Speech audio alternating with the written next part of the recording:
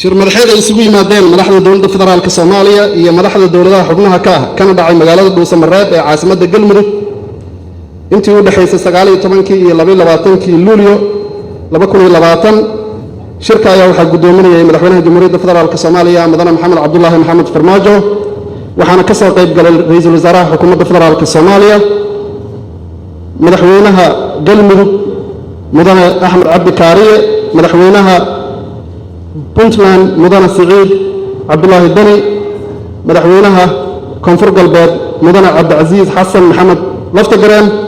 madaxweynaha Jubbaland Mudane Axmed Maxamed Islaam iyo madaxweynaha Hirshabeelle Mudane Maxamed Cabdi Waare shirka ayaa waxaa looga hadlayay xaaladda siyaasadeed amni iyo dhaqaale ee dalka Soomaaliya waxaana si gaar ah diiradda loogu saaray arrimaha doorashooyinka dalka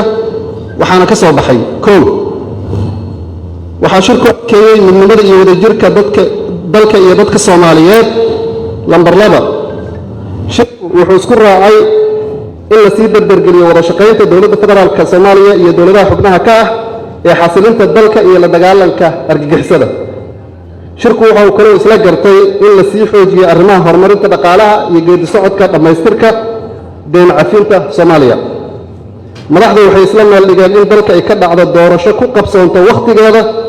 oo lagu wada qanacsan yahay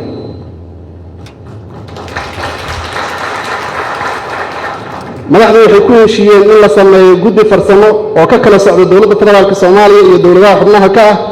guddigaas oo ka soo baarandegi doona talooyin la xiriira hanaanka iyo habsami u socodka doorashooyinka dalka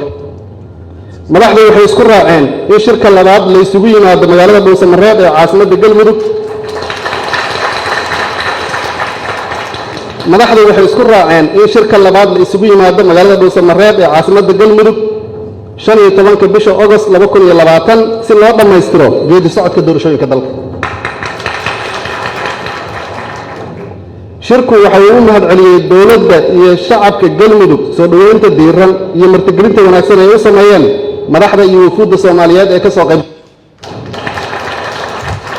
sidoo kale shirku wuxuu bogaadinayaa dib u heshiisiinta ka hana qaaday Galmudugta cusub